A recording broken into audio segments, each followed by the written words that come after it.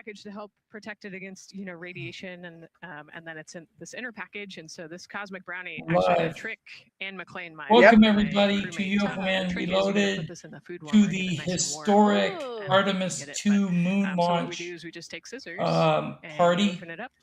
And then it comes we have party. These brownies are nice. 59 minutes and 28 seconds and counting. Just eat it pretty easily in space.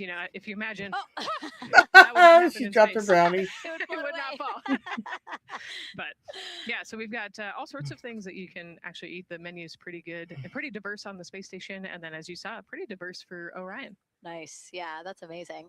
And again, here's a look at the crowd that's starting to continue to grow here as we get closer and closer to launch. We are now under an hour from the opening of our 2-hour launch window at 6:24 p.m. Eastern time. And so let's take some questions from social media. We haven't taken some of those for a while. You put that brownie away, Nicole, or I'm going to steal it. Nicole, we have another celebrity who submitted a question. Let's take a look. Okay. A quick question for the Artemis crew. What food from Earth would you bring with you into space? And why would it be lasagna? Because that's the greatest food. Again, not really a question. Yeah. Because he was like, it's got to be lasagna. There is lasagna on space station, and it wasn't too bad. Probably not my favorite food of all, but yeah, lasagna's not a bad option. It's a high-calorie meal. If you're trying to carb load for a spacewalk or something, it's a great option. Yeah, I remember Christina saying that her favorite food on the menu, and actually, she was saying that she was getting in trouble because people kept on saying, "You can't eat mac and cheese every day, Christina." Yeah. We mentioned the mac and cheese and brisket earlier. Man, I would put those two on a tortilla. That would be great. If my system drops, I will bring the feed back up.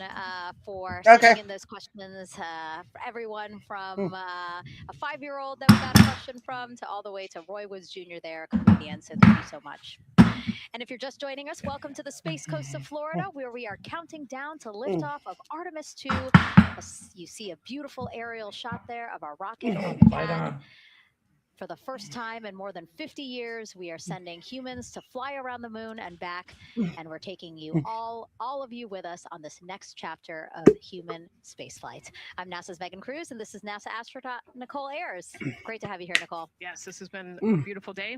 Excited. We're continuing to march towards this launch. Yeah, and if all goes as planned, this crew could travel farther from Earth than any Sarah, send a message to Polly. Tell her we're live. No one has ever laid eyes on. How exciting! Okay. Yes. Thank you. Exciting is an understatement. I think that's true. We're going to see the far side of the moon for the first time by humans in a long time. It's important. And as the crowd again builds behind us, more activity that you're seeing here at the Kennedy Space Center press site. We also have a ton of people gathering around the world. Hello, Iron. Good to see you. Making moments. So let's take a look at those. Welcome to the chat now. Hello, and Tony. Hey, Tony. Good to see you too. We checked with them probably like 30 minutes ago, and it was half that. But again, as we get closer and closer to launch, we are seeing more and more people gather together, wanting to experience this together, and not just in a vacuum at home, Yes, this is so exciting. Look at all of those people. Man. And now here we are back in Seattle, the Museum of Flight. Again, people gathered there to show their kid. We see someone walking in the second row there. Hello. Crewed launch to the moon. How exciting. And hers in my DM. Hello, everyone. Since, that's the one I hadn't already tried. No, I can't see you, Tony, but I can see you in chat. So far, again, we are now within an hour of our launch window. So what has been happening? He knows too. Well, a lot. After waking up and grabbing a bite to eat, our Artemis 2 crew suited up inside the historic crew quarters, a tradition that dates back decades. Teams helped them into their custom Orion crew survival suits, and just like other crews before them, they gathered around the table for a card game to pass the time, but to also burn off any lingering bad luck before they walked in the footsteps of every NASA astronaut launching from Kennedy Space Center since Apollo 7 in 1968. They walked outside the Neil Armstrong Operations and Checkout Building to greet a crowd of family, friends, supporters before getting into their Astrovan for their security-escorted ride out to historic Launch Complex 39B. They got a close-up look at the SLS rocket, then walked across the crew access arm and climbed one by one inside their Orion spacecraft. After that, teams conducted final checks with the crew before closing both hatches, the crew module hatch, as well as what you're seeing there, the launch abort system hatch. And now we are back live at the pad where the closeout crew is getting ready to leave the White Room. They are now tethered, Nicole, because they are about to Tony. move some pieces that connect. I think we went to the moon before, but the White Room. You know. Yes, there's kind of what I would call a shroud. You can see them working that there. So I know a lot of you are skeptical whether we landed on the moon between the crew access arm and the crew module. And you're entitled to your own opinion. The LAS there. But my opinion is that we did. But they're about to remove that so that the crew access arm. But I'm not going to tell you what rocket in any way. Make your own conclusions. If we didn't, the next few minutes. This is a big first step for mankind. The Artemis mission. Fly around the moon, possibly look for landing sites. All right, thank you very much for the next few missions. As you can see there, the finishing touches, as you've been talking about. NASA intends to land on the moon. Which brings me to that subject because we currently are hearing the launch team is working an issue that was reported out with the LAS. At least, right, Sarah? There's an issue with a battery. Shoot the moon, shoot the moon, shoot the moon. What? Damn. Anyways, yeah, I'm pretty sure. Good to see you again. I saw you this morning, and I'm glad to have you back, bro. Is out of range. True, very. Although it's not a constraint for launch. Well, right now, Tony, you're in Mars. It would be when that temperature is checked. Inside of T-6 minutes, which is send a message to our other co-host, Polly. Right now, hopefully she'll get here. But I do know that they were celebrating Passover, and when that celebration finishes, she'll probably find some time to come on panel. For one of the two batteries on the LAS is out of spec, and the team is working to understand, first of all, I'm looking at it this way. The astronauts are going up in the $92 billion rocket itself. So again, looking into it, built by the lowest bidder as we speak. With regards to that weather, kind of concerns did get some good news there. Launch weather. I know. Mark Berger reporting to the launch director that the weather chances have now improved for the window. We are up to 90% go, which is great news. Again, 90% go. 90% go for launch. When we had the first weather forecast come out officially 3 days ago. And so that is great. And for anybody who's here in the launch area knows that is certainly viewable. They can see that by just looking up. So we're getting You're some absolutely right. Forecast. And then just a reminder for those people who are watching the launch from the nearby area that if you're watching on an internet, hey Sarah, if you get a chance, put up that link. There may be a little bit of a delay. Can't tell you how much of a delay, but since it's on an internet device, up earlier this morning. You know, sometimes this broadcast might be a little behind what you're actually seeing. So just keep that in mind as you the subscribe one to the last second to run outside if you're inside your RV or your camper or your house. That's the latest. I mean, I got it saved up here. Keep track of this one, that last right? battery issue. See? Send it back now to Megan and Nicole. Oh, save. See. Yeah. Okay.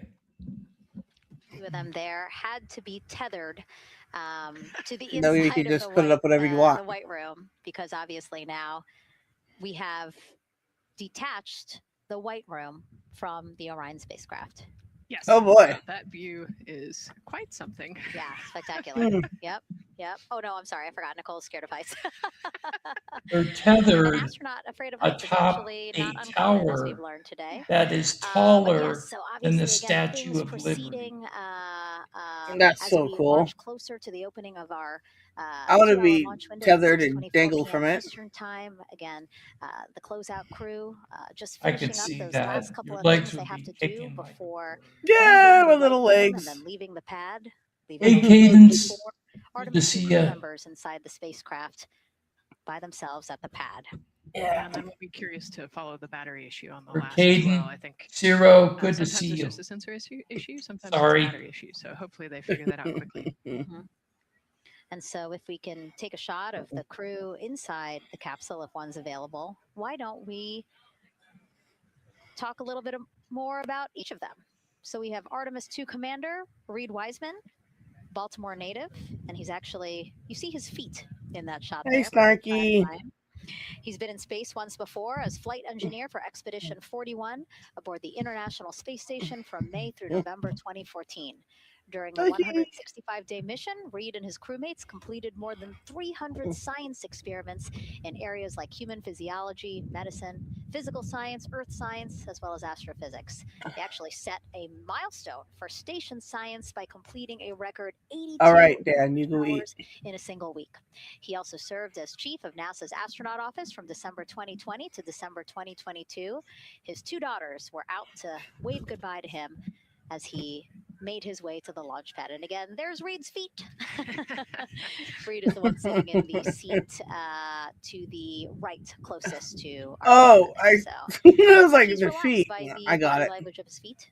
Yeah, I think they're kind of in a holding pattern, if you will, or a waiting period. So it makes sense that he's a little bit relaxed. He's also kind of just a relaxed person in general. He's wicked smart, but has a demeanor that keeps everybody calm. And so I think we're seeing that here today. Well, thanks. So Appreciate it. Reed is the one sitting on the left, and to his right, Artemis 2 pilot Victor Glover. NASA selected the California native as an astronaut in 2013. Later. And at the time, he was actually serving as a legislative fellow in the United States Senate. His first trip to space, November 2020, pilot of NASA's SpaceX Crew 1 mission. That was the first operational mission of NASA's Commercial Crew program, which resumed launching American rockets from American soil to the International Space Station since the end of the shuttle program. Victor is a U.S. Navy captain and naval aviator who served as a test pilot, racking up more than 3,500 flight hours in more than 40 different aircraft. So again, he probably feels pretty at home in the pilot seat of Artemis 2. Yeah, I think he does. He got to say goodbye to his wife and 4 kids. Again, those were the family that he had here at Kennedy Space Center before the 4 of them drove out to the pad. Yeah, and you can see there, we talked about Victor's energy earlier, and you can see him working through, pushing some buttons on the displays. Looked like he was pulling up a procedure, so he's following along and ready to go, looks like. And then mission specialist Christina Cook, sitting on the upper left-hand corner of the screen there, native of Grand Rapids, Michigan, was selected to the Astronaut Corps in 2013, same class as Victor, served as flight engineer on the International Space Station from March 2019 to February 2020. During that time, she set a record for the longest single spaceflight by a woman with a total of 328 consecutive days in space. How cool. She also participated in the first ever all-female spacewalk. And before becoming an astronaut, Christina helped to build space science instruments and led scientific fieldwork in some of the most remote environments on the planet. Her hobbies include surfing, rock climbing, and community service, yoga, and photography. Go ahead, NCD. A couple of suppressed overvolt messages. We're going to go ahead and clear those off your screen. We see them and we copy. All right. NASA test director. We're still working here, trying to get to. I've always had a question. When they're up there for 10 days and they're sitting in those chairs, I think work-wise we're doing. How do they use the facility? Sounds good, NCD. We're doing great on board. Or where? Well, glad to hear it. Well, that's the thing. They were talking about they had to test the toilet. Right? Messages flashed on their displays. So just wanted to say that they don't have to stay there the whole time. They got to get up and eat. Reassuring the crew. They got to go test the toilet, and then everybody's got to make sure they can use the toilet, right?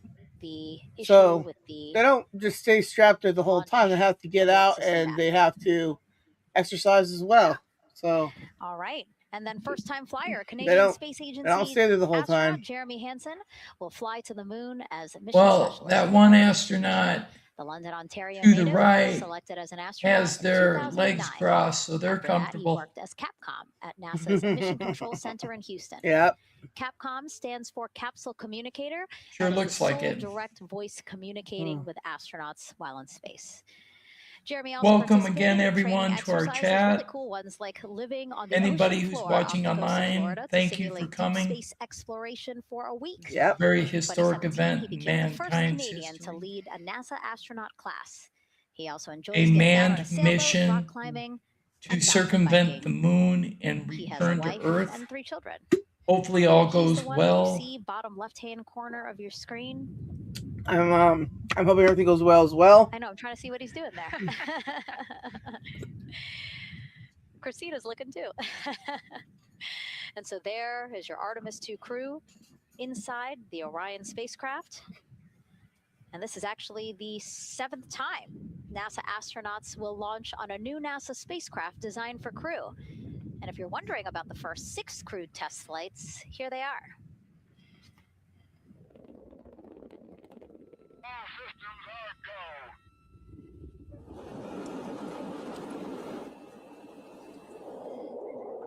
Gemini 3, Gus Grissom, John Young, March 23, 1965. Apollo 7, Wally Schirra, Don Isley, Walt Cunningham, October 11th, 1968. Space Transportation System, or STS-1, John Young, Robert Crippen, April 12th, 1981. Then NASA's SpaceX Demo 2, Doug Hurley, Bob Behnken, May 30th, 2020, followed by NASA's Boeing crew flight test. Butch Wilmore, Sonny Williams, June 5th, 2024. Wow. And now, Artemis 2 with Reed, Victor, Christina, and Jeremy. It is really surprising, honestly, to hear that through all these decades, through all these launches we've had, this is only our 7th new vehicle that we're testing for crew. Yeah, you know, we have so many different missions that we think about and we talk about, but really 7 vehicles that we've tested and that we're flying. You know, I like to think of spaceflight really as a permanent test, right? We have, you know, hundreds of missions or so. You know, an airplane that gets tested and then flown has thousands of data points. And so really spaceflight is always going to be in the test field.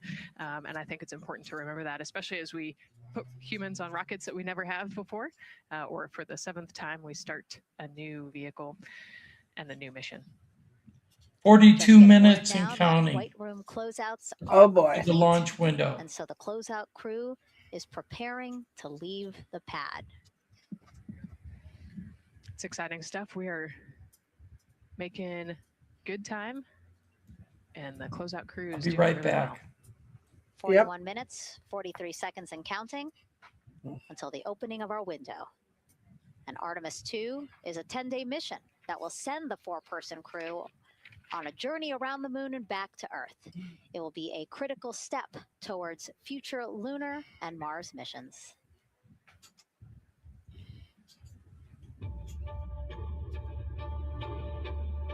We're going back to the moon because it's the next step in our journey to Mars.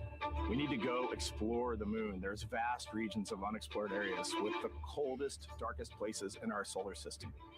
This is a test mission, and when we get off the planet, we might come right back home. We might spend 3 or 4 days around Earth. We might go to the moon. That's where we want to go, but it is a test mission, and we are ready for every scenario as we ride this amazing space launch system and the Orion spacecraft. But another reason we're going back to the moon is to fulfill NASA's mission, which is to explore the unknown in air and space, to innovate for the benefit of humanity, and to inspire the world through discovery. And when we succeed and when we accomplish the things that we set out to accomplish, accomplish, that inspiration not only can set up new things to happen, but it also is a reminder in tough times that we're capable of doing great things when we work together.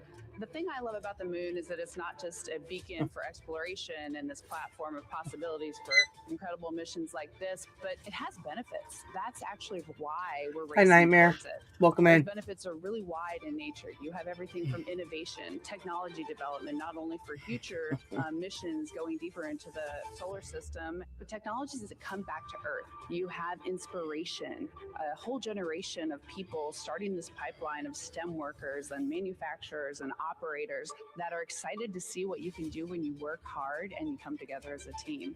When I think about teamwork, everyone, teamwork. Flying around the far side of the moon, seeing that Earth rise, taking images and video and sending them back to you, the feeling that I have inside is hope.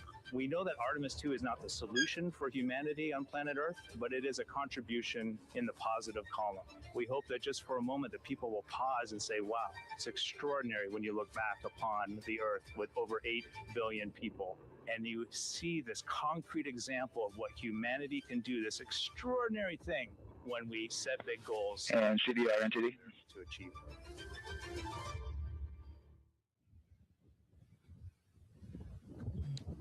And so mission control. No, they haven't launched yet. Orion after a liftoff here at Kennedy Space Center.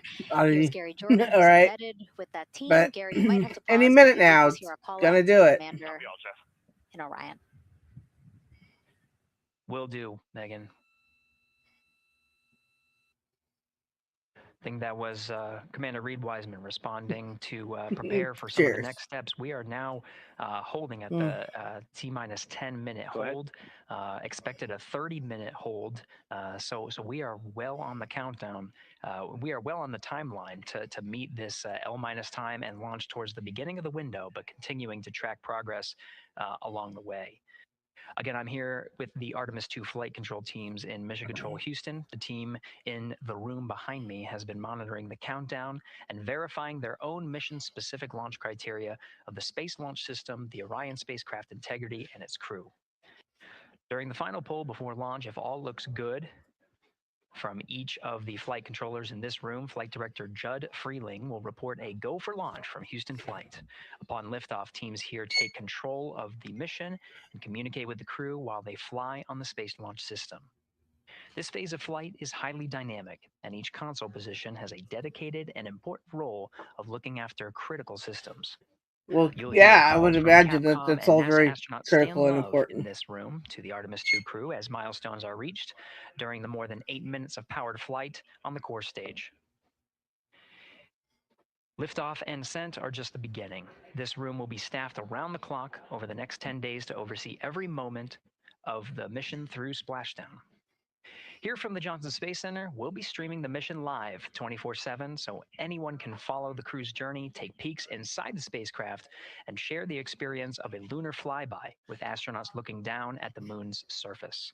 Teams here have been rehearsing tirelessly in simulations to throw every conceivable and inconceivable scenario their way. We are ready and eager to begin the Artemis 2 mission. Still milestones to come as we continue the countdown, but we'll be right back with you during the ascent phase of today's flight. With that, Megan, I will send it back over to you at the Space Coast.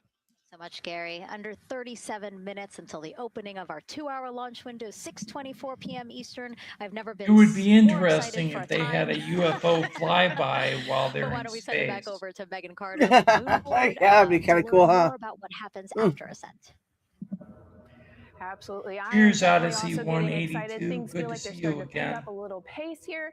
A lot is about to happen within the first 10 minutes of launch, but what happens after those first 10 minutes? Let me take you over here to my mission map so we can kind of jump ahead and let me explain a few things. So our main engine cutoff is going to stand for MECO, and that is essentially where the rocket's job is done, and it is then going to turn the propulsion duties over to our ICPS. That stands for Interim Cryogenic Propulsion Stage. Don't try and say that too many times fast, but the ICPS is going to be right here, and that's our in-space propulsion. About 50 minutes into, after about 50 minutes into launch, it is going to conduct that first burn, and that's going to be the perigee raise maneuver. Essentially, what that is going to do is going to raise the spacecraft from a lowest point of Earth just a little bit higher into space. And then they are going to conduct that nice path. It's going to set them on that nice circular path around the Earth. That's when they're going to start to be able to really check out the spacecraft. The Orion spacecraft is going to be able to, like we've talked about, be maneuvered by the crew. They're going to check out those life support systems, and communication checkout's going to be vital at that point as well, obviously. Then they will be conducting that another burn, and that's going to raise them just a little bit higher again. And then they will, it'll be about time for the ICPS to separate, and they will start another lap around the Earth as well. Now, the ICPS, but even after it separates, its job will not be done, because they will have the opportunity to conduct something called the Proximity Operations Demonstration. And this is going to be really important for our future lunar missions, because the ICPS actually has a target on it, and the crew is going to have the opportunity to manually maneuver these spacecraft, like we've mentioned, and practice those docking maneuvers. Now, obviously, they will not be docking for this mission, but that is, again, going to be critical for those lunar missions in the future. Now, all right, after that ICPS has separated and they've done that second lap, they're going to conduct 2 more burns. And what these burns are going to do is set them up to the high enough orbit and a fast enough speed in order to conduct the translunar injection. This is going to be that critical moment and that critical milestone where they are going to produce about 6,000 pounds of thrust. And this is that point that is going to take them out of low Earth orbit into deep pretty space, cool, though. And it's going to set them on that nice path towards that lunar flyby. And I know we have talked a little bit about why this could be a record-breaking flyby and journey to the moon. And with that, I'm going to turn it back over to Megan so she can tell us just why. Yeah, she's talking about the distance record set by the Apollo 13 astronauts in 1970.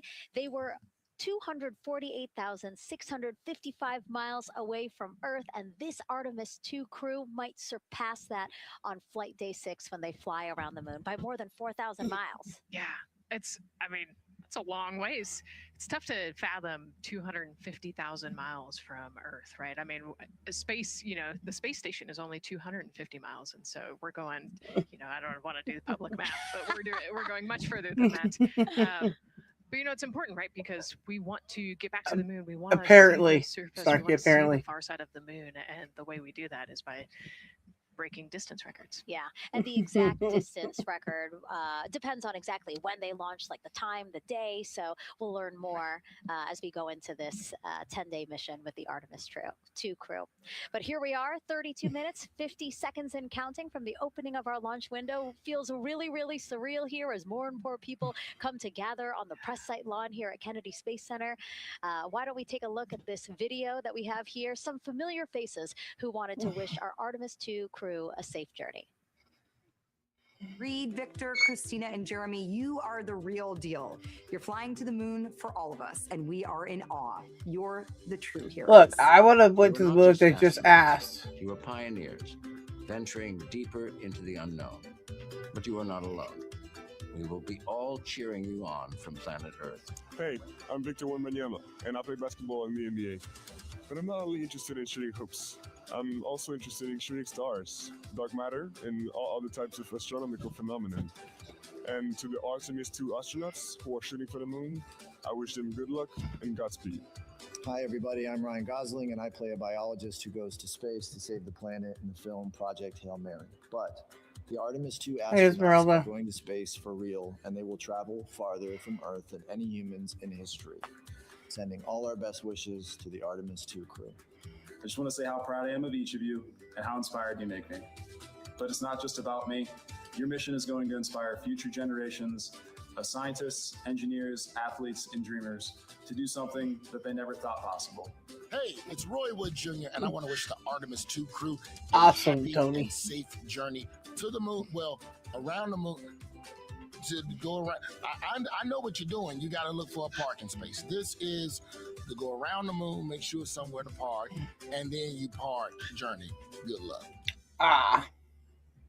actually a really good way to explain what the how this mission builds. Again, we are hoping to land astronauts on the surface of the moon in maybe 2 years. So yes, we are looking around the moon on this lunar flyby mission to see where we might park. Thank you, Roy Wood Jr. Okay, and as we look at this live view of the rocket on the pad, there is a spectacular place here at Kennedy Space Center to watch launch from, and that's the Banana Creek viewing area. Why don't we go back there where the crowd is excited, and Leah has the best assignment ever talking to people who are super excited about being here for Artemis 2. Oh my gosh, Megan, you talk about the excitement being palpable. I'm telling you, everybody here on pins and needles as we get just about half an hour away from launch. I've been walking around talking to people, and I'm just struck. 29 minutes and counting. People are here from across the launch window. window. You to just a small portion of the people across NASA who have been supporting this mission. Patty Ortiz, NASA Armstrong Flight Research Center, Orion Program. Orion. Kathy Graves, Glenn Research Center, Office of STEM Engagement. David Alexander, NASA Glenn Research Center, Office of STEM Engagement. Jennifer Becerra, Johnson Space Center, the Office of STEM Engagement. Here we go, right back here. Where are you from? I'm from NASA Glenn Research Center, Joseph Panakitis. Joseph, here we go. Wes Furman from APL. Maria Arredondo from Headquarters, Next Gen STEM. Mark Robinson, Stennis Space Center, Commercial Space. Amira Flores, Armstrong, Office of the STEM Engagement. Molly Kearns, NASA Glenn, Space Communications and Navigation. Matthew Pierce, Goddard Institute for Space Studies in New York City. Here we go, and right over here. Lauren Ring, Ames Research Center, Data Integration. So we're coming together. We're one big NASA team, one big NASA family, and we have one major message before we launch tonight. Okay, guys, what are we going to say? 1, 2, 3.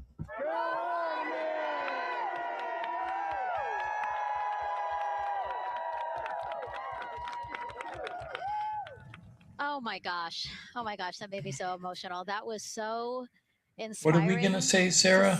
I mean, wow. Godspeed and good luck, astronauts. I mean, just to hear everybody. Yeah, Godspeed. What they're doing to support the mission is amazing. And I'm You're sure right. something that really rang true and resonated with NASA's Administrator Jared Isaacman again, to see the workforce come together to do the work. Hey, and then to be Snarky, here for good to launch. see you. So why don't we actually go over to him now with our Jasmine Hopkins at one of our other viewing locations. All right, Megan, thank you so much. The energy here on the balcony is honestly becoming electric as we get so close to launch, and now we are thrilled to welcome NASA Administrator Jared Isaacman.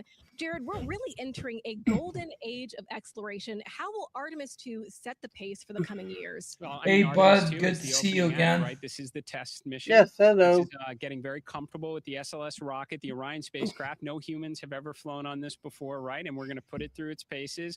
We'll go into Earth orbit for a little bit, make sure Orion's doing okay, and then we are sending them, right? We're going to send them farther into space than any humans might have gone before, 250,000 miles away, and it's going to set up for the subsequent missions. That's why we're going into the golden age of science and discovery right now, because you're going to see moon rocket launch in 2027 when we do our testing with the lander. We're going to go for the landing on Artemis 4 in 2028, and in parallel, we're going to build the moon base, right? And that is going to be filled with science discovery and tech demonstrations that's going to support the enduring presence we're trying to create on the surface. Absolutely. So honestly, history-making years ahead of us, you know, with Artemis 3 and 4. But first is Artemis 2. What will be our single greatest takeaway from this mission?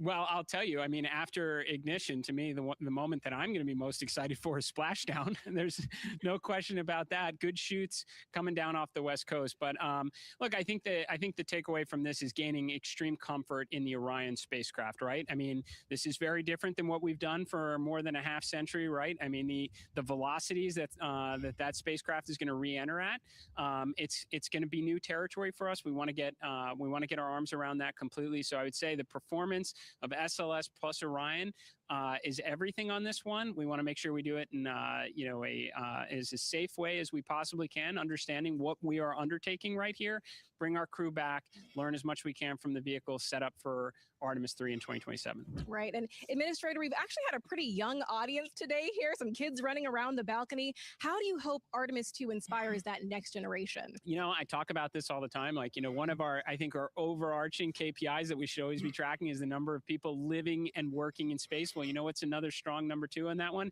It's the number of kids that are dressing up as astronauts for Halloween so that they grow up, that they're inspired to want to join in this grand endeavor, whether they come work with us here at NASA or they join in industry, but they're helping humankind venture out farther, pursue all the secrets of the universe. Yeah, I think we'll see a lot of kids dressed as astronauts this year. And finally, Jared, you've really made it a personal mission to get to know the people behind the work at NASA. Do you have any final thoughts, any final words before today's history-making launch? Yeah, well, one, I want to express a lot of appreciation. I'll tell you what, the 4 We're at a astronauts 30-minute holding on top pattern. Of Artemis 2 know this. It takes an army to pull a mission together. Actually, like this, 25 minutes and counting. I'm sorry. All of our commercial partners, the international partners. We were at a 30-minute holding pattern. My sincere we are now at 25 for minutes, everyone 20 who's seconds. currently working the mission right now, so getting them ready for launch, that will be watching over them in mission control, recovering this crew when they splash down off the West Coast. I have complete. They said that it was a 90%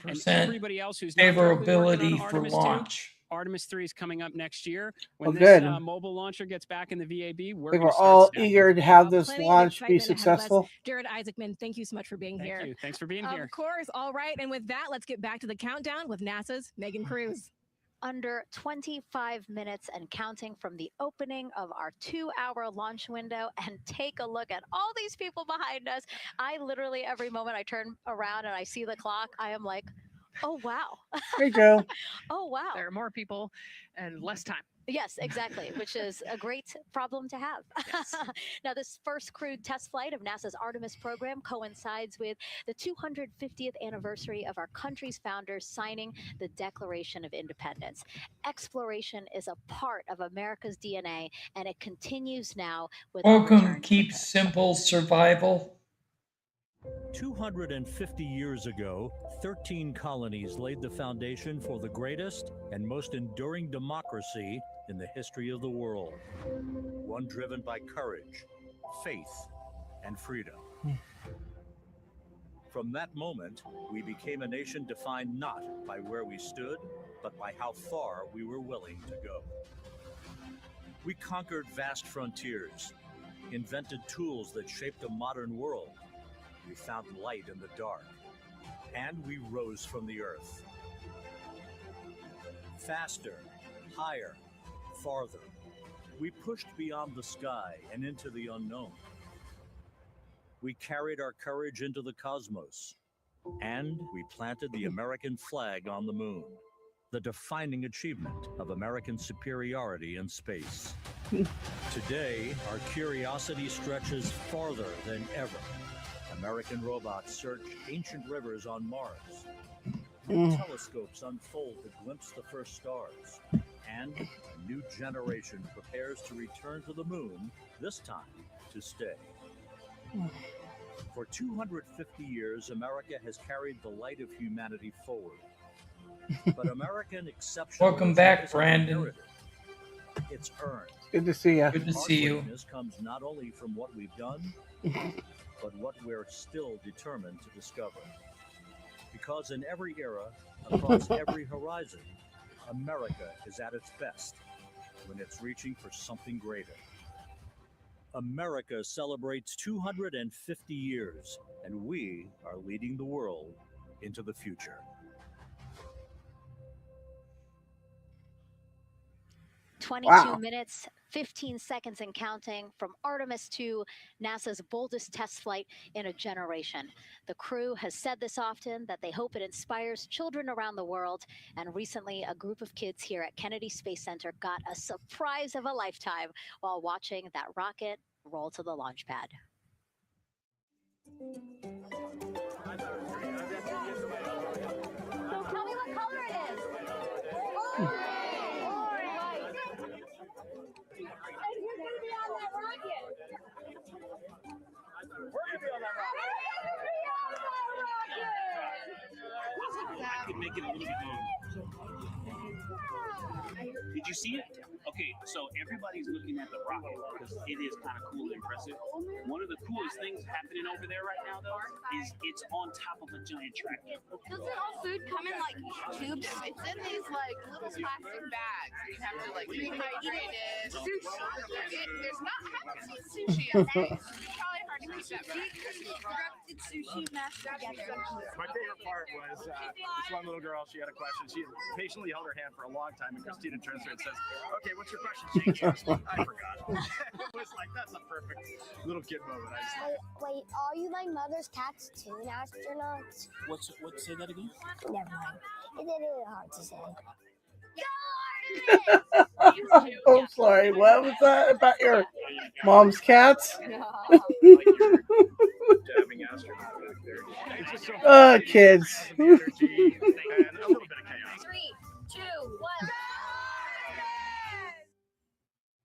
Wasn't that so cute? I love kids and their excitement and, even just being real. Like, I don't remember what I was I know. gonna He ask. goes, but I'm glad you're here. Now, here we are, Space Center Houston. The crowd has exponentially grown throughout the day. We started showing you live shots from in there probably an hour ago. And now take a look at all the people there getting ready to witness history together. It's something really special to be able to witness something like this together. Yeah, we've heard from celebrities and officials and kids, and it's amazing. People from all around the world came here today to Florida to watch. So it's something. It's hard to put into words just how much support for this mission we're seeing today. And great news too. Remember, the team was tracking an issue with the launch abort system battery. They appear to have cleared that issue. So we are go for launch. Yes, it's exciting.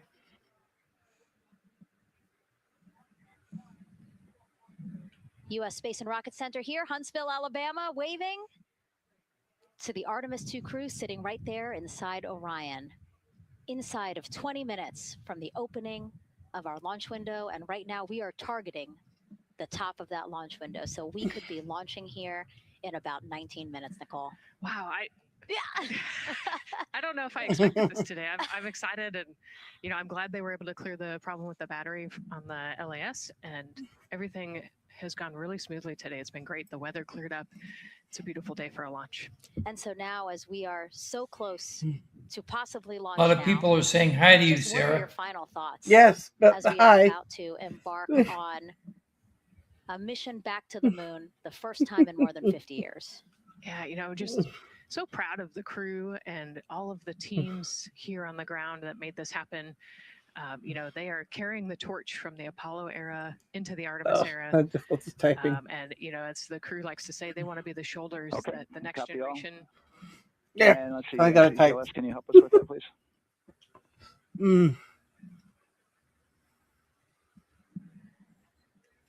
Nice to see They you want to too. be the crew wants to be the shoulders that the next generation The can last climb on. 001. I think it's in their patch. We're going for all. It's in the name of their capsule: integrity, representing humility, and the professionalism of everyone that got them there today. So proud of them. We love them. We're excited for them, and we cannot wait to see what. Sarah, did you send Polly everything the we've StreamYard learned link? so far as an agency, taking us from No, I haven't even seen her online yet. So 39B. Send her the StreamYard link anyway. With Orion and Please. SLS I have to go get it because I don't have to it. again fly us into the history. Well, it's books. right at the top of our live stream. And before we leave you Right, now I here know, at the but I hostess have to get another back StreamYard to link there, so I have to go we get a just wanted different one. to That's what I'm answer saying. one question for you guys. We asked you earlier give me on a minute. today, what are you most excited for? And we asked you to go vote on Instagram and Twitch. Instagram, you guys said launch. Twitch, you guys said lunar flyby. So I think you guys will all be very excited since we are now about 17 minutes from the opening of our launch window today. And so with that, as we approach terminal count, let's send it back to Daryl Nail in firing room 1. Daryl.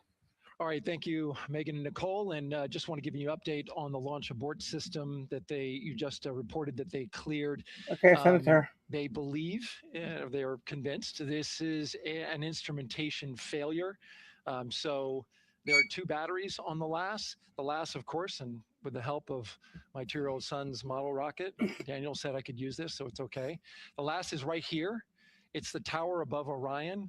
Orion capsule is inside of here. It's used to pull Orion off the rocket in case the rocket something's going on with the rocket, either on the pad or in flight. 2 batteries are bad. Well, I'm sorry, one of the two batteries reported an out-of-family temperature, and it was very much out of family. And so they checked their data going back into the vehicle assembly building where they recharged the batteries and worked on them. And they have good, solid data, they reported, that tells them that this is an instrumentation failure, that there's something wrong with the sensor. And so they took it before the mission management team, which has to accept the risk, any changes to launch commit criteria, which this would be one, and they all fully accepted it. So now we are clear as far as that constraint is concerned. And one quick thing as we count down now, we are getting into the final minutes before liftoff. There's a 2-hour window. We haven't quite set the T0 yet, but this is a list of the cutouts. There are 150 cutouts that are included for this 2-hour launch window. And that's important. They're in very small print. That's important because there's basically 16 minutes inside this window that they cannot launch. And these are because of small things flying in orbit. There's a lot more things in orbit than there were back in Artemis 1 when we had 35 to 40 cutouts. For that reason, because of these 156 cutouts, they're going to be managing the launch window as we go forward. So they may have to wait out one of these cutouts. They range in time between 2 seconds to 23 seconds, but you'll hear the NASA test director talk through that. We're getting ready to merge that loop from NASA test director Jeff Spaulding. Wow. All right. In 14 minutes so now, to we'll hopefully be launching. To merge their operational channel. They're saying they have some cutouts to work through. Some steps. We're now entering well, yeah, but they haven't stopped the countdown yet. Day, and that's terminal count, the final 10 minutes. And OTC, NTD, N212 for ComCheck. Oh boy, this might actually happen. The same, STC? GTC? GTC is on 212. All right, copy that. NASA Test Director Jeff Spaulding confirming communications with his team.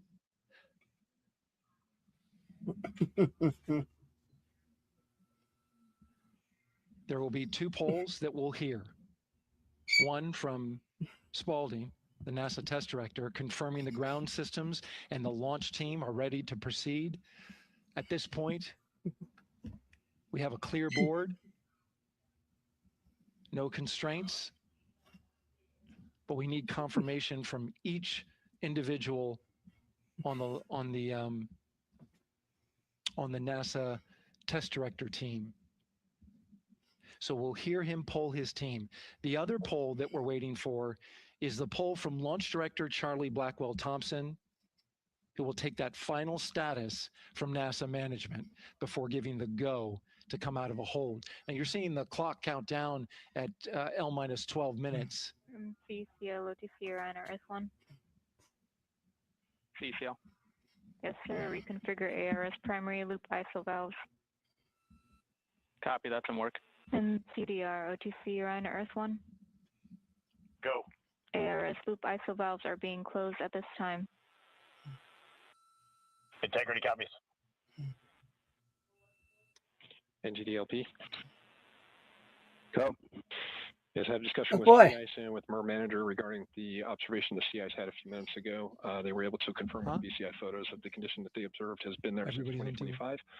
MER manager has had a chance to review the findings, and they do not have any constraints from either a CIS or MER manager perspective. Okay. Oh boy. Copy all. And Launch Director, NTD, you copy? Yes, sir. I copy. That's good news. OTC, CCL 212. OTC. ARS primary loop isolation valve configurations complete. Copy.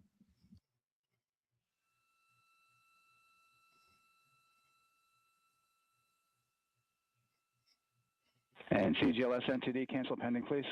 GLS copies, and that's complete. All right, and for all personnel, we got a little bit more work to do before we pick up the clock, and we're about a little over a minute from getting to T-minus 10 minutes, but we've canceled the resume time there, and then we'll pick it up after we get through all of our work and anything else that we need to do to get through the remainder of counts. So we'll continue working that to get to our T0 today. So when we get to about 50 seconds from now, we'll extend that hold. CVSCO TC. CVC 400 290, looking to verify that we are configured for ascent. So in 50 minutes, if you need to take a bathroom break, go Copy. for it.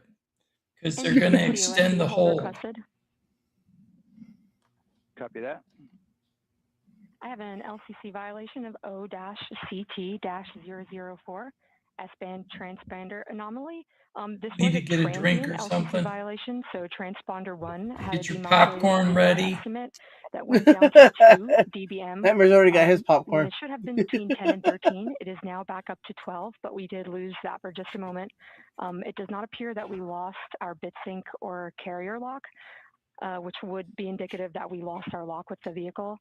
So at this point, recommendation would still be go. However, we do have a pre-planned contingency procedure if we want to look at that. But again, this is transient, so we're back in a nominal range. All right, let's see, LPENTD. Yeah, we're not seeing that hit. So I guess question for COSC, was that less than 3 samples? Is that below our persistence? Stand by, let me look. It did look like it did persist for several seconds on mine, but let me take a look at the number of samples. Could I get a repeat on the affected LCC, please? Yes, ma'am, that's going to be O-CT-004. Thank you.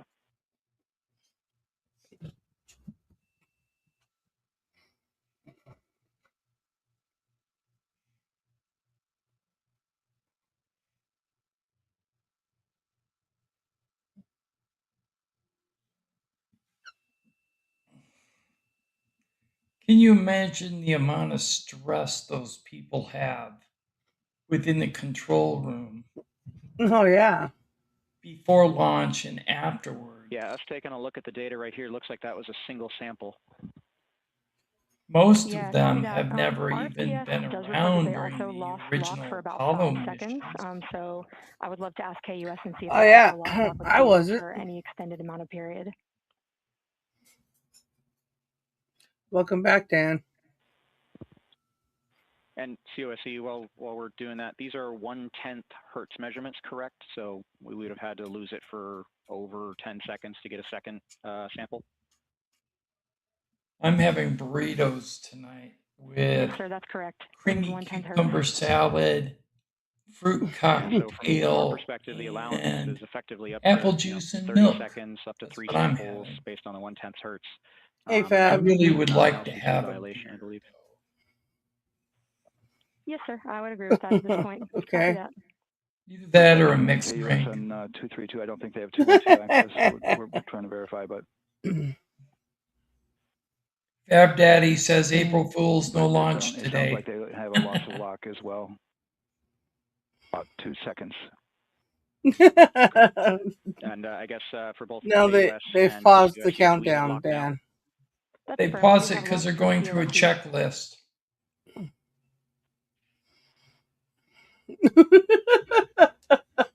Yeah, from an integration I'd like to have a perspective, mixed we drink. did have a temporary Tony? loss there within the allowable and further requirement. Let's go.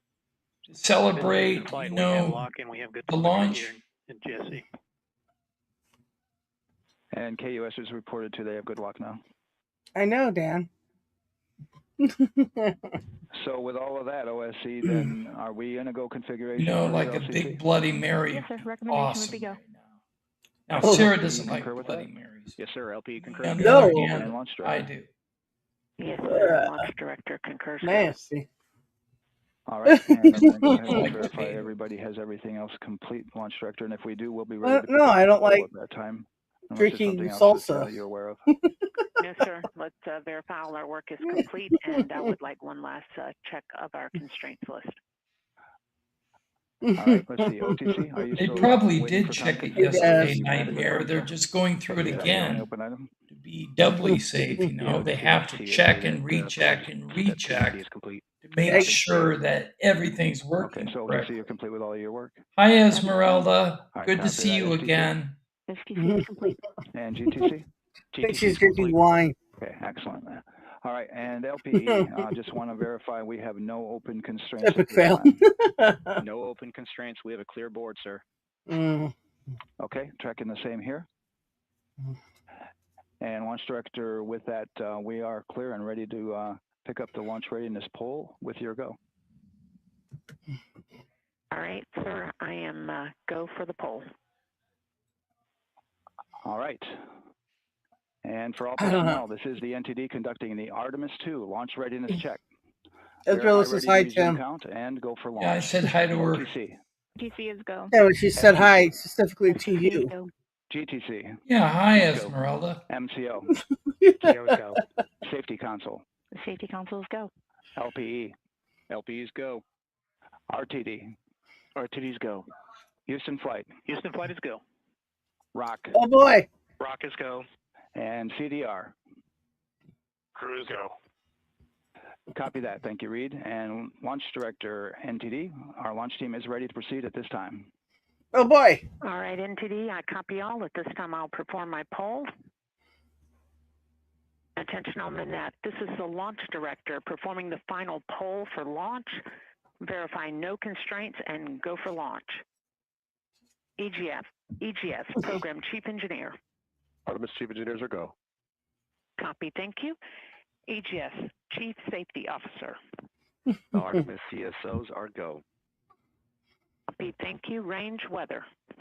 Launch weather is go. Thank you, LWO. And Artemis MMT Chair. MMTs go. Thank you, John. And Integrity Launch Director. Good to hear your voice, Charlie. PLT. Thank you, Charlie. This is Victor. I understand, Dan. For our families. MS1. This is Christina. We are going for our teammates. MS2. This is Jeremy. We are going for all humanity. All right, Charlie, your Artemis 2 crew is go for launch. Full send. I copy that. Reed, Victor, Christina, and Jeremy. On this historic mission, you take with you the heart of this Artemis team, the daring spirit of the American people and our partners across the globe, and the hopes and dreams of a new generation. Good luck. Godspeed, Artemis 2. Let's go. Oh boy. And NTD Launch Director. Go ahead, launch director. Yes, sir. You have a 10 go minutes to and proceed counting. with countdown. Mm-hmm. Copy that. I'll put it in work. CDR NTD. Go. Gear risers and initiate short purge per your EPROC 10.1.1, steps 8 and 9. 10.1.1, 8 and 9 going to work. Copy. CVSE NTD, start and verify recordings of our Orion cameras. Copy. Okay. Well, there you heard it. RSR NTD. RSR. They're getting ready to start terminal count. SNA arm rotation enable at this time, please. It's currently Oh. at T-minus 10 minutes. Once we wrap up this last bit of work, SNA arm rotation enable complete. we're going to start that clock. Yep. Yeah, thank you. Integrity crew, close and lock visors. Right.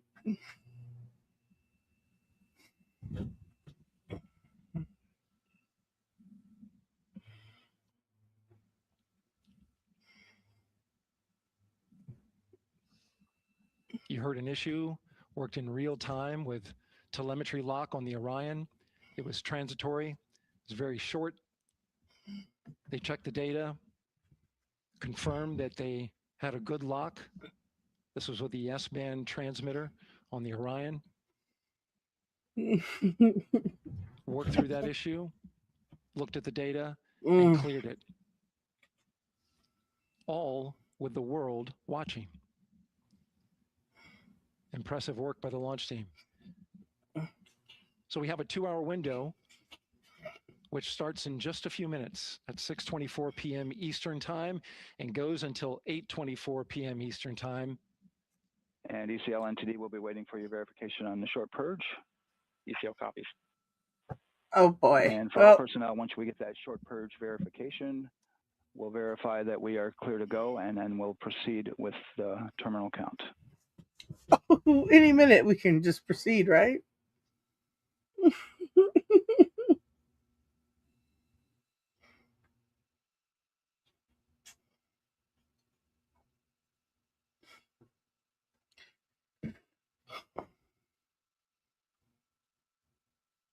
I like what Tony said here.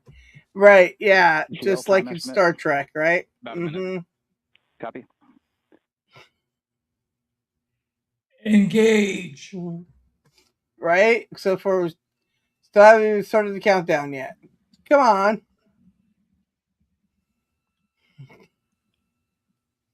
As Picard going would into say, the launch window. Engage. Yeah. Not by much, it looks like. Just wrapping up some final work. And once that's completed, you'll hear NASA Test Director Jeff Spaulding ask for the ground launch sequencer operator to go ahead and start the clock. Sarah, is that the ocean behind the ground launch rocket? sequencer? Is an application. Yep, that's definitely the ocean. It runs on top of the launch you can control see system the in ocean, the firing room. the horizon, conductor of an orchestra separating there. executing Pretty hundreds cool. of commands in precise order and timing. It's all autonomous. It looks like one big wall of water that any minute's going to engulf them. Right, but copy no, that. that's And just we're the verifying our way it consent. looks out there. It's just the ocean.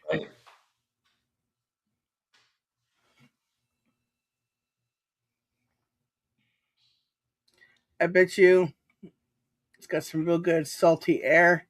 It smells really good there. All right, and we're clear from cutouts. And with that, we're going to resume the clock momentarily. Oh boy! And we're going to do GLS, this. You can resume the clock on your mark. GLS copies. 3, 2, 1, mark. GLS mainline has been initiated. All right. 10 minutes and counting. Now they're back to 26 minutes. And that begins terminal count. Our new T0 is 6:35 p.m. Eastern Time. 6:35 p.m. Eastern Time. We are now counting down to liftoff of Artemis 2. 9:33. Okay. Okay. 2 voices on the loops. If everything goes nominally, NASA Test Director Jeff Spaulding, who's directly managing the launch team, and Alex Bendelos, the GLS operator who closely monitors the software. They keep changing the numbers. Stop and hard to restart know. the countdown. Yep. Anyways, we got 9 minutes to counting now. We can do this, guys. We can get this launched. And rock, our new T0 is 22:35:12. Houston flight copies. Hello. 22:35:12. Affirm. There you heard yes, confirmation it's final of the exact countdown. T0, 6:35 and 12 seconds p.m. Eastern Time. Again, our T0 is 6:35 and 12 seconds p.m. Eastern Time. But as I was saying, there's no launch button. This is autonomous. But there is a button that keeps you from launching, and that button allows the GLS operator to pause the countdown outside of terminal count and during terminal count and submit a hold to the next holding point. So the clock won't stop right away. If there's an issue, we'll go to the next stable holding point. This is how GLS configures the rocket and ground systems to a stable point where they can stop the countdown if that's needed. But right now, we are counting down. Our next big milestone, looking to retract the crew access arm. GLS is go for crew access arm retract. Oh boy, this could actually work. Here it goes. Moving away. Wow. That's the path that the astronauts That took is to cool. ingress into the rocket. Which is very loud too. Until this point, that was their way off the pad if they needed to evacuate.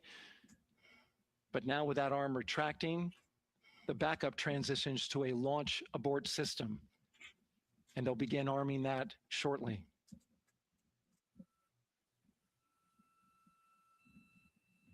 Of course, the launch abort system, great shot there of the crew access arm retracting away. The launch abort system is the tower at the top, and that's what would pull Orion and its crew off the top of the rocket in case of an emergency, whether it's on the ground or in flight. This is critical safety hardware that protects the lives of the astronauts.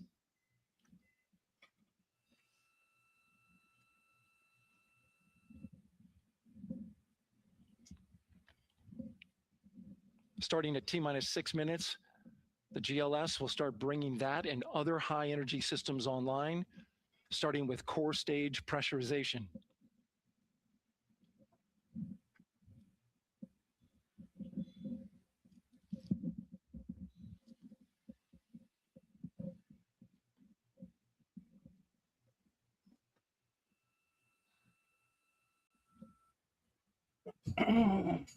Oh boy, 6 minutes. Go. The range is go. All systems are go. Oh boy. GLS is go for core stage tank pressurization. That means the replenish valve for the liquid hydrogen tank has now closed, and that tank is beginning to pressurize to flight levels. I agree with hydrogen your is naturally comment. boiling inside Rather the they tank. keep stopping and making sure it's all good than to send them up We'll get the liquid half-assed. oxygen tank I a little agree. later in the count. Now the team is waiting for verification that, if needed, the Artemis II crew could use the launch abort system to pull Orion safely off the top of the rocket in an emergency. Let's listen in for that call. GLS verifies last capability available. And CDR, do you copy? CDR copies, last available. That's great news, and you heard the NTD verify that with the commander of the mission. GLS is go for FTS arm.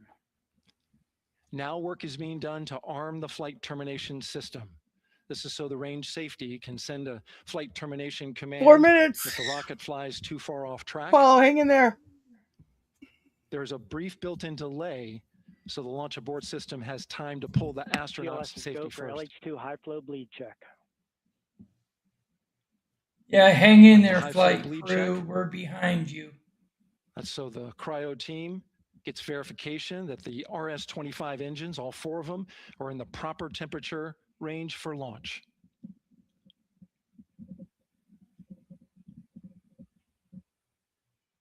I apologize. My mom is home from hanging out with family, and Apollo hears her coming home, and he's just excited. I apologize.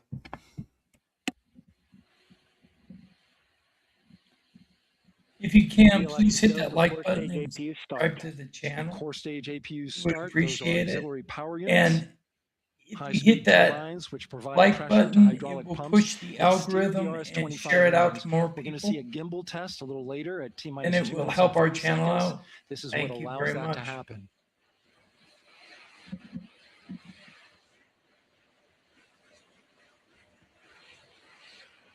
Coming up in about 20 seconds, we're listening for go for purge sequence 4.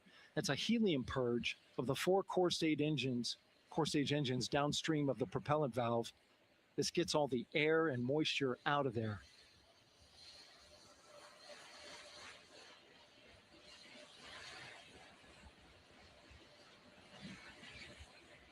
GLS is go for purge sequence 4. I always wondered Moving what through that gas milestones. is that's coming out near the All top. is looking good. Well, I mean, Coming up in just a few seconds, we're going to get that I thrust forget. vector No, it's control remember- actuator test. This is a forgot what it gimbaling of was. the engines. Feels like I knew it once before. Oh, sorry. There are the 4 RS-25s, 3 of them Shuttle Heritage, one of them built from 2 minutes. shuttle parts. 2.5 There minutes. you see them moving.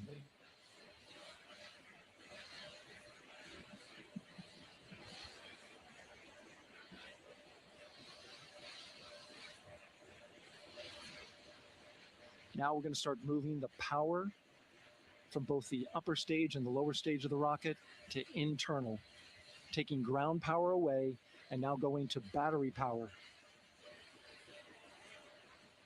GLS is go for upper stage to internal power. All right, power is removed from the rocket's upper stage, the ICPS, and it's been switched to battery. 1 minute, 49 seconds. Coming up at T-minus 1 minute and 30 seconds. Right now, the 4-person Artemis 2 crew is 248,000 Hydrogen miles vapor. away Thanks, from the moon. Nightmare. And if all goes well, they will fly by it in 6 days. GLS is go for core stage to internal power. All right, there's the rocket's core stage, which houses 3 flight computers, is now on its own power. There's no more hold time because there's no more margin on these batteries. So we would have to recycle back to T-minus 10 to recharge if we had a hold.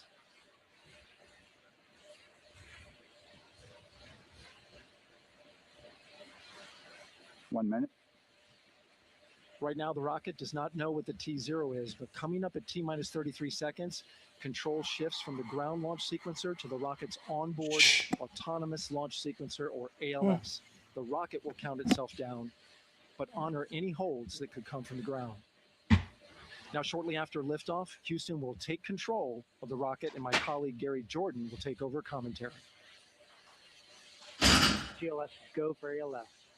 Great call out. The rocket is on its own. 4 brave explorers ready to ride the most powerful rocket NASA has ever launched. Sound suppression water is flowing. 15. And here we go. I doubt it, Danny. 10, 9, 8, 7. RS-25 engines lit. 4, 3, 2, Oh boy. 1. Booster ignition. But there you go. Look at that. It did it. The crew of Artemis 2 now bound for the moon. Humanity's next great voyage begins. Right, Paulo? They did it. They blasted off, oh boy. Roger, roll pitch. Houston now controlling the flight of Integrity on the Artemis 2 mission around the moon. Integrity, AMT high. AMT high. On time, passing 30 seconds into the flights. Look at that, everybody. Target milestone. Mission Control Houston seeing good performance on the 4 main engines. Space Launch System core stage. Integrity, 3 miles in altitude. Traveling more than 1,200 miles per hour.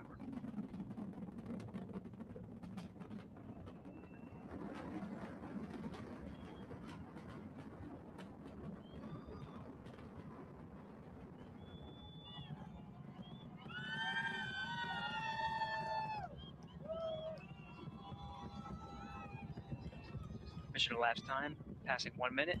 Well, look at that. So far, so good. Yeah. Communication signal transfer confirmed as Integrity and its crew go supersonic. Approaching 90 seconds into the Artemis 2 mission. Integrity is 14 miles in altitude, 8 miles downrange, traveling more than 2,600 miles per hour. Wow.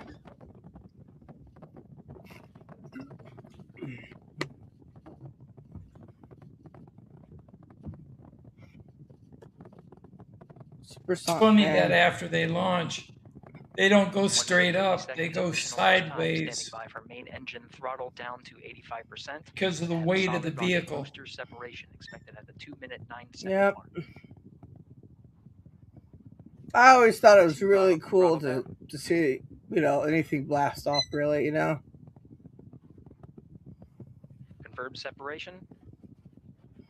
Main engines throttling up, guidance converged. Oh, they had separation. Really cool. All right, cool. And imagine being there too. The smell of the exhaust. The rumbling of your chest from it. Blasting off. How cool would that be? Right. Integrity. SM priming complete. Fab, it's not Thursday. SM priming complete. 2 minutes 45 seconds of mission elapsed time into the Artemis 2 mission. Thrusters on Integrity and upper stage confirmed in a ready state ahead of service module fairing separation. No, that white ball is not a UFO. So any of you thinking that 49 miles in altitude, 78 miles downrange. Don't. Wow, look at that. 5,000 miles per hour. Yeah.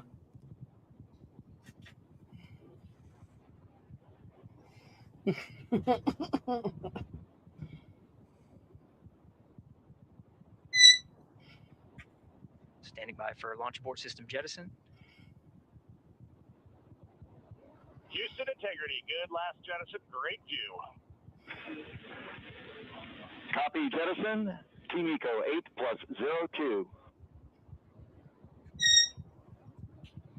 We see the same on board, Stan.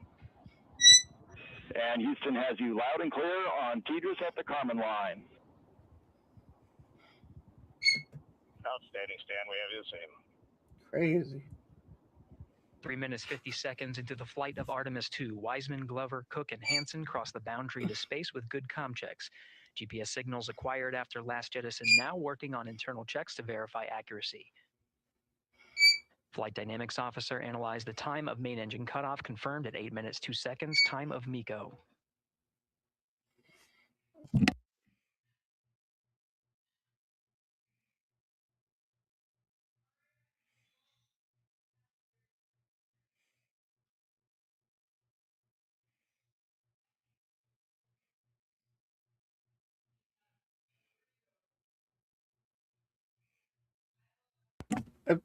Sorry about Paulo squeaking. Integrity, GPS processing. Outstanding, Stan. We see the same, and we have a beautiful moonrise. We're headed right at it.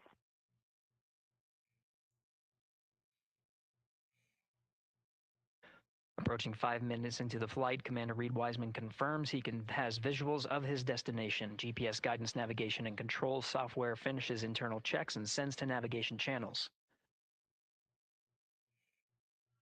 Integrity, 3 engine press. 3 engine press.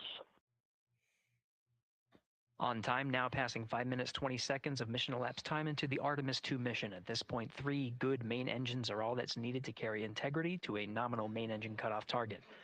Though at this time, we're seeing 4 good engines here in Mission Control Houston. Integrity, 75 miles in altitude, 330 miles downrange, approaching 10,000 miles per hour.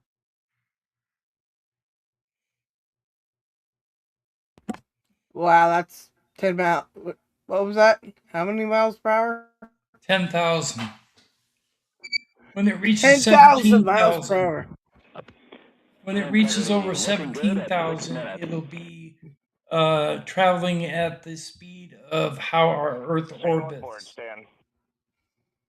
That's cool, man. Good trajectory and engine performance. Booster officer will soon report the shutdown plan to Flight Director Judd Friedling, expected at the 7-minute mark. Integrity, 78 miles in altitude, 460 miles downrange. Integrity, expect nominal shutdown. Integrity copies nominal shutdown.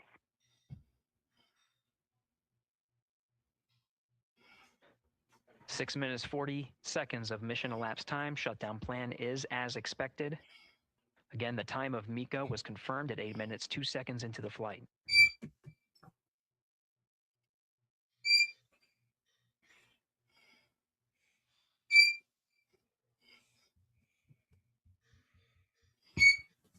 Oh my 7 God, minutes Paula. of mission elapsed time. Throttling down as we approach the abort once around option. Milestone at the 7 minute 30 second mark. Now 84 miles in altitude, 650 miles downrange, traveling more than 15,000 miles per hour. Integrity, AOA open. AOA open. The window is now open for an abort once around option that would target splashdown in the Pacific Ocean. Still following nominal ascent at this time. Wow, I'm pretty impressed, actually. They have to reach 17,000 some odd miles per hour. Of the Space Launch System core stage. I know, but standing by for confirmation pretty of good and core stage separation. I mean, they launched. I'm surprised, but then they keep going, so it's even better. Yeah.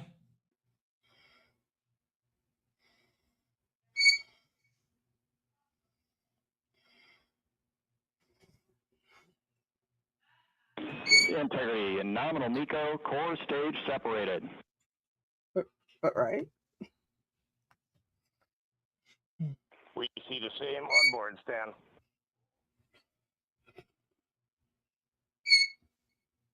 Mm. 8 minutes 40 seconds into the flight, we have a nominal main engine cutoff heading in the right trajectory on the way to swing around the moon. Core stage has separated, done its job. The Space Launch System upper stage, the Inner Rim Cryogenic Propulsion Stage, or ICPS, still attached to the Orion spacecraft. Oh, wow. 9 minutes of mission elapsed time. Integrity crew of Reed Wiseman, Victor Glover, Christina Cook, and Jeremy Hansen now in orbit around the Earth at the beginning of their journey to the moon. Right on. Well, yeah. Yeah, way to go, guys. Ahead to PRM. There you go. So They far per the pad. made it up into orbit. That's pretty good. Copy that, Stan. Numbers for the pad.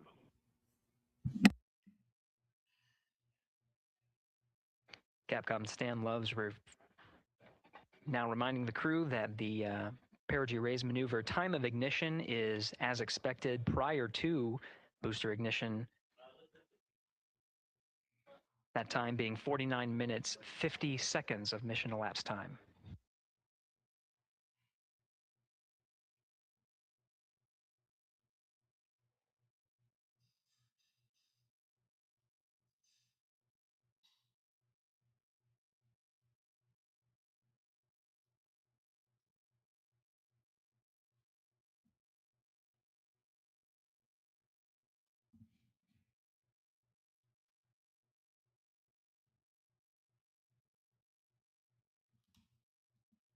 Solar array wings open.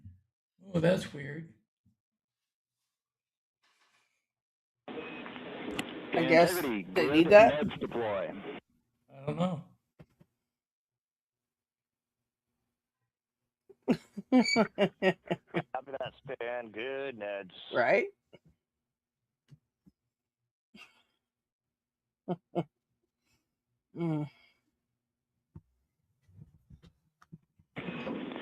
And Integrity Houston for PWD setup. Just a reminder, halfway open on the secondary. We copy that, Stan. Halfway open.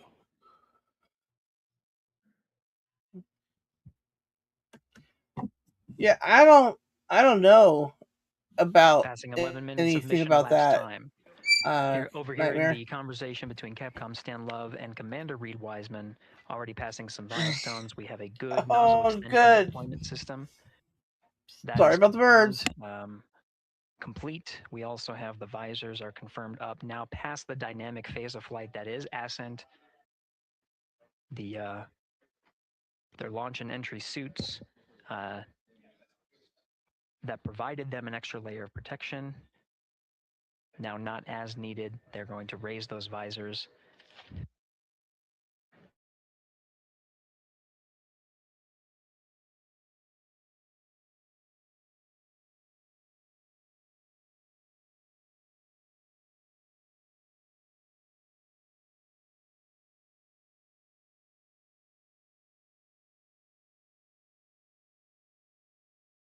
Well, like I said, I don't know anything further about it other than they were evacuated and he seems to be fine now, but they don't know.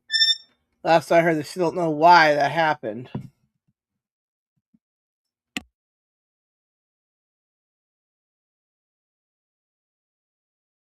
I do find it interesting.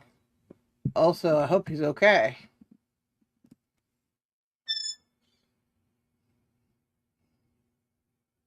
Oh, all right. Well, I guess it's just me right now. He'll be back.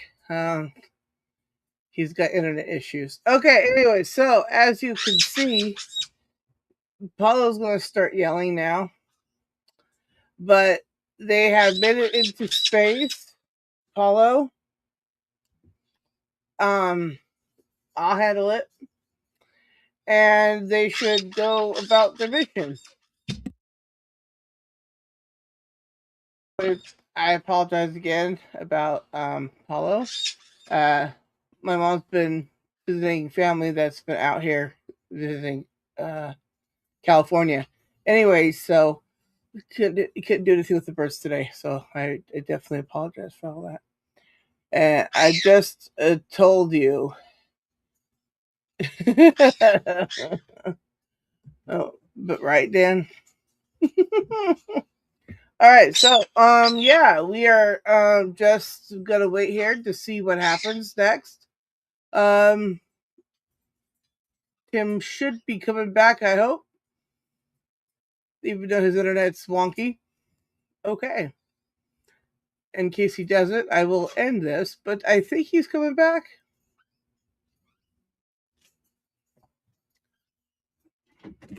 Oh boy, hang on.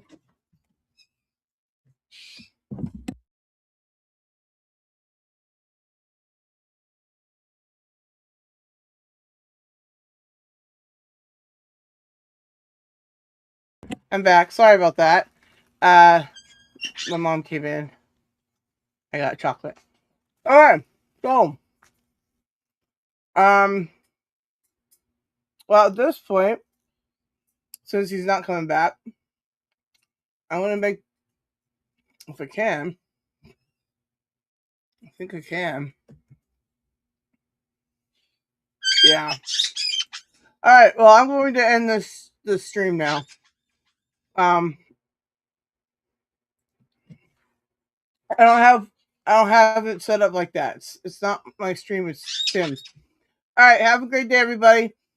We will try to have this a follow-up show onto this.